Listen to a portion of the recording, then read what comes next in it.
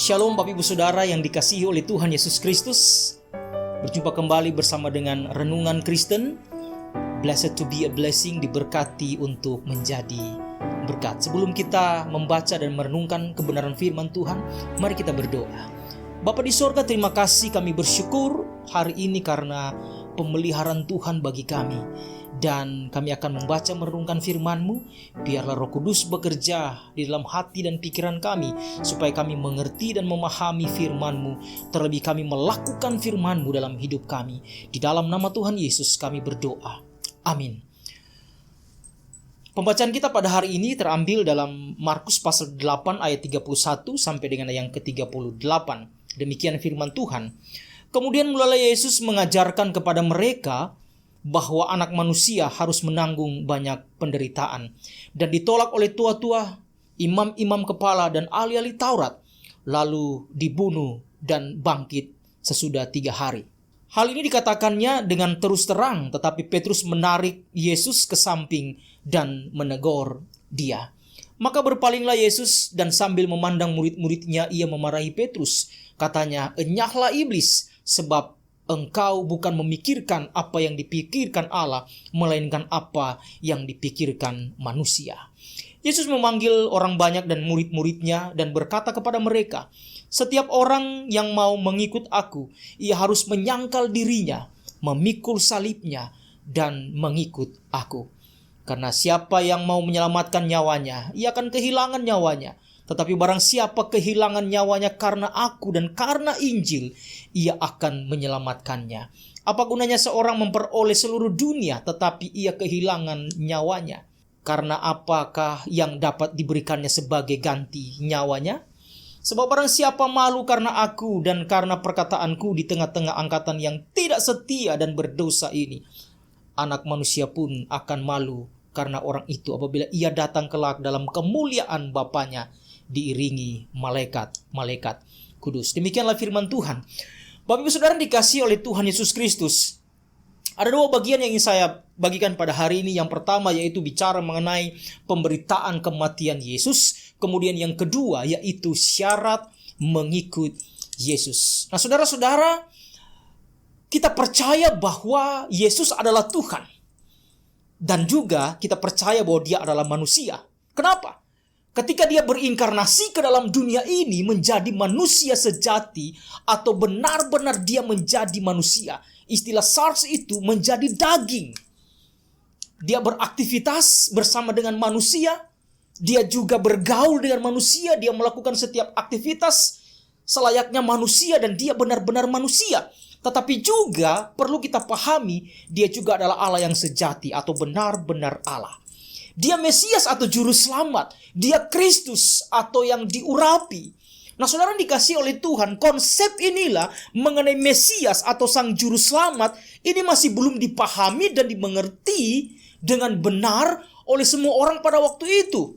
Bahkan para setiap murid saudara. Mesias yang mereka pikirkan, yang mereka mengerti dan mereka memahami, dan juga yang mereka harapkan adalah sosok yang berkuasa dan raja yang akan menyelamatkan mereka dari tekanan dan penindasan pemerintahan Romawi secara politik pada waktu itu. Karena itu saudara yang dikasihi, ketika Yesus menjelaskan tentang dirinya dan bagaimana nanti akan terjadi, dikatakan mereka menolak semuanya. Saudara, mengenai pemberitaan kematian Yesus, Dia berbicara kepada para muridnya. Dia katakan bahwa Yesus akan menanggung banyak penderitaan. Dia akan menderita. Nah saudara, bagaimana mungkin seorang raja yang mereka harapkan, seorang Mesias Sang Juru Selamat harus menderita?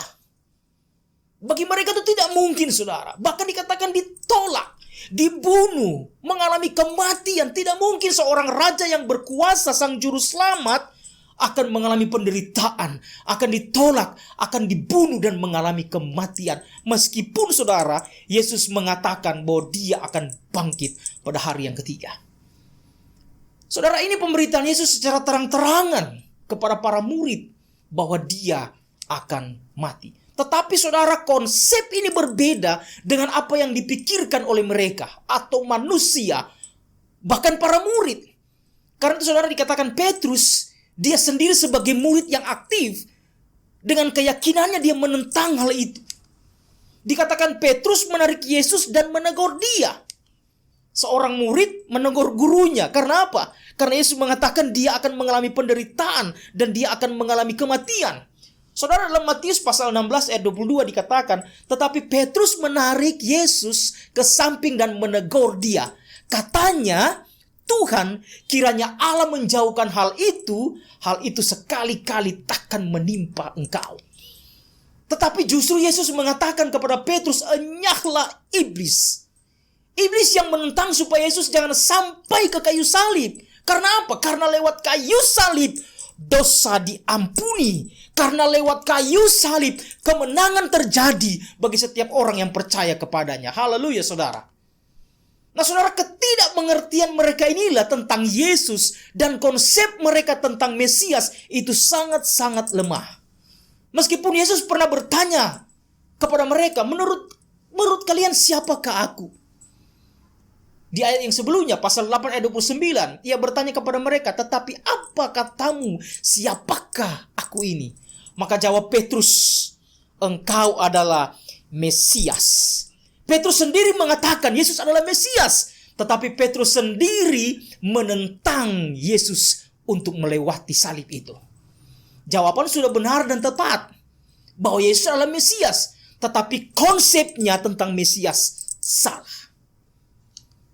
Saudara, Yesus datang bukan hanya menurut mereka membebaskan dari tekanan dan kekejian pemerintah Romawi pada waktu itu. Tetapi lebih daripada itu, saudara. Yesus datang menyelamatkan mereka yang percaya kepadanya. Yesus datang untuk menyelamatkan siapa? Kita yang berdosa.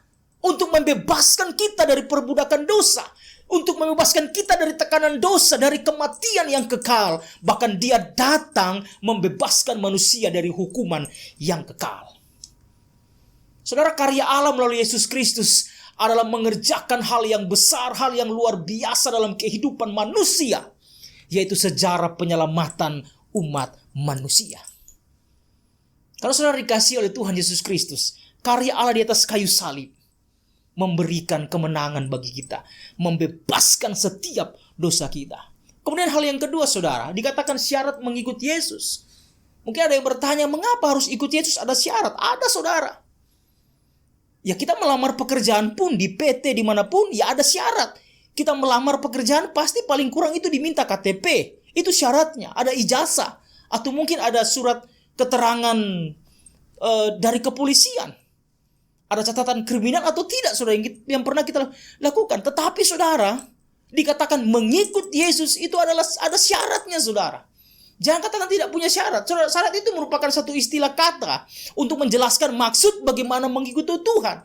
Syarat itu berbicara mengenai tuntutan atau permintaan yang harus dipenuhi. Artinya, saudara, dalam mengikuti Tuhan ada tuntutan, ada permintaan yang harus dipenuhi dalam kehidupan kita. Artinya ikut Tuhan bukan semau gue, tetapi harus semaunya Tuhan. Karena itu, saudara, ada orang yang mengaku percaya saya ikut Tuhan, tetapi tidak pernah menyangkal diri, tidak pernah memikul salib. Nah, saudara, setiap orang yang mengikuti Yesus dikatakan dia harus menyangkal dirinya, memikul salibnya, dan mengikut Yesus. Karena itu dalam ayat yang ke-34 Yesus berkata, dia memanggil orang banyak dan murid-muridnya, dan berkata kepada mereka, setiap orang yang mau mengikut aku, di sini jelas, ia harus menyangkal dirinya, memikul salibnya, dan mengikut aku. Artinya masing-masing kita yang mau percaya kepada Tuhan, mau mengikut Tuhan, dikatakan, saudara, bahwa kita harus memikul salib kita masing-masing. Kita harus menyangkal diri kita masing-masing. Saudara, menyangkal diri itu merupakan bentuk imperatif atau satu perintah. Dan kata perintah ini, saudara, artinya kita harus lakukan perintah itu. Istilah menyangkal diri itu artinya kita membantah atau menyatakan tidak atau kita menolak.